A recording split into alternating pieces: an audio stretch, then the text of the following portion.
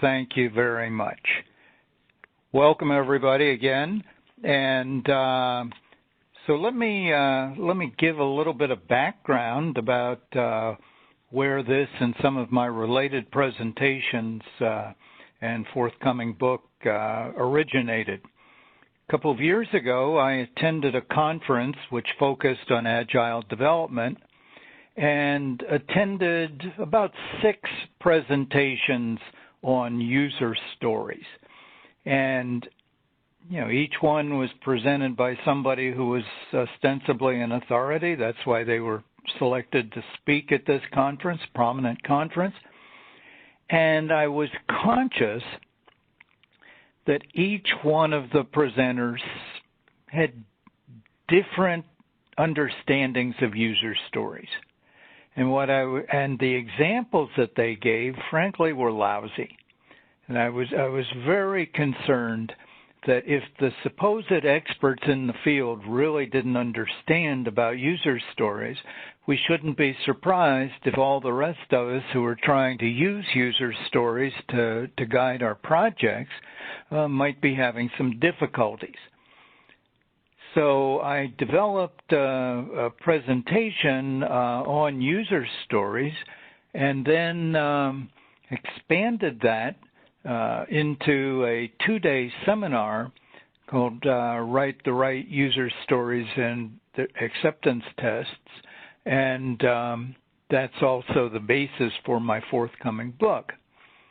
One of the things that I became conscious in as I investigated more about user stories and agile training in general was that I think agile devotes considerable attention to backlogs and prioritization, but it's from a mechanical standpoint, not a content standpoint.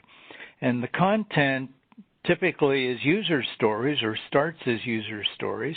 And so the problems that people have with user stories often get manifested in problems with their backlogs. And so in looking at what people have in their backlogs and the result of that, I realized that backlogs often contain a lot of hidden confusion. And I want you to become aware of that. And let me see here. What do I have to do to make this advance again? Okay. And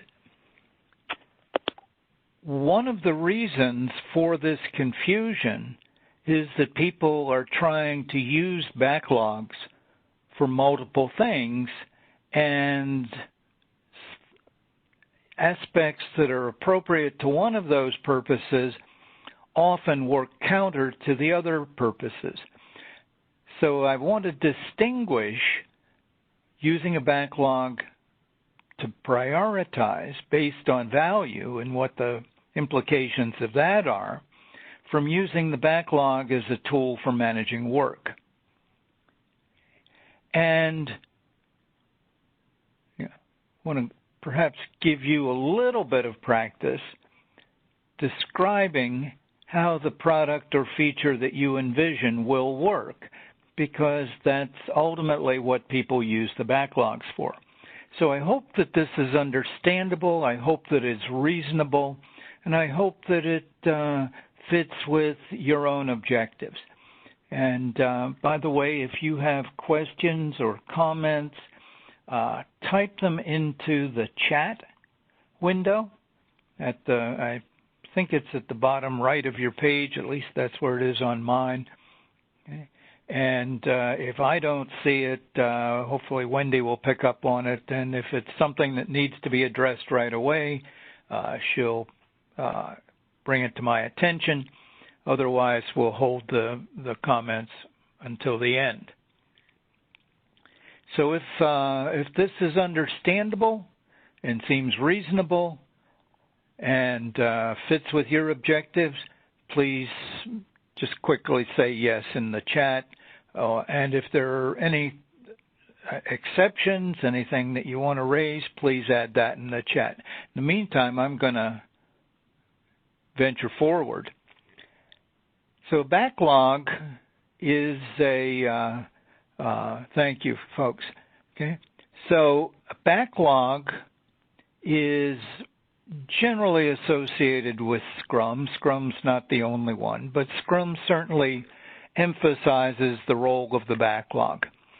And in Scrum, there are 2, sometimes 3 backlogs. The product backlog is kind of the set of things to be worked on for a given product. Okay? And so each of these is referred to as a backlog item. So the backlog items in the product backlog are periodically analyzed and prioritized, and a set of them are extracted to be worked on in the near future.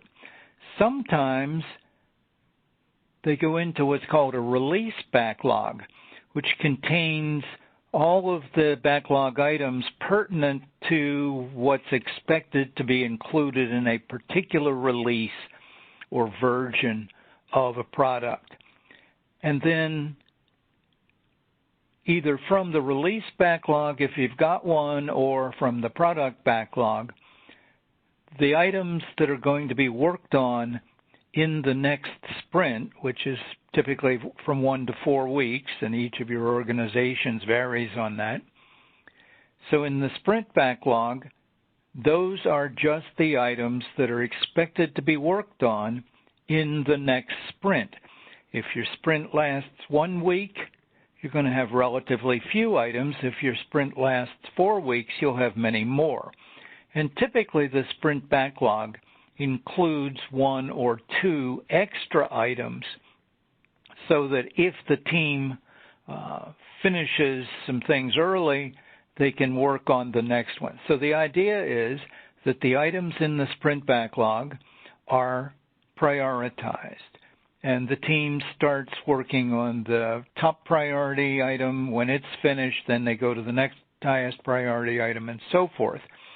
And when the time is up, then whatever they have produced in terms of working software is considered to be the output of that sprint. So in Agile, you don't have partial outputs. It's either done or not done. And sometimes the working software is implemented at that time. Sometimes you wait for 1 or 2 additional sprints so that things will fit together and work more meaningfully from a user perspective. Okay. Now the issue is what goes into that backlog. What are those backlog items? And I consider this a conundrum. Hi there, I hope you enjoyed that last clip. My name is Michael Maludis, and if you'd like to watch the full 60 minutes of that last webcast, while also getting complete unlimited access to our entire library of IT learning, simply visit our subscribe page at greatpro.org/subscribe. Unlimited annual access is $199 per year, but if you use the coupon code LEARN2EARN, you can drop that membership fee to just $149.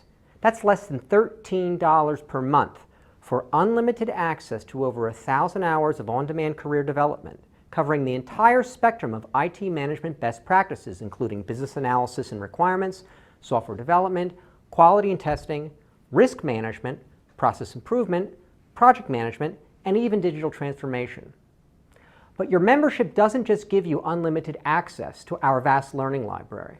You also get free access to our mobile app, as well as direct access to our network of over 300 of the world's leading IT consultants, all of whom are dedicated to putting practical knowledge at your fingertips so that you can learn more and earn more.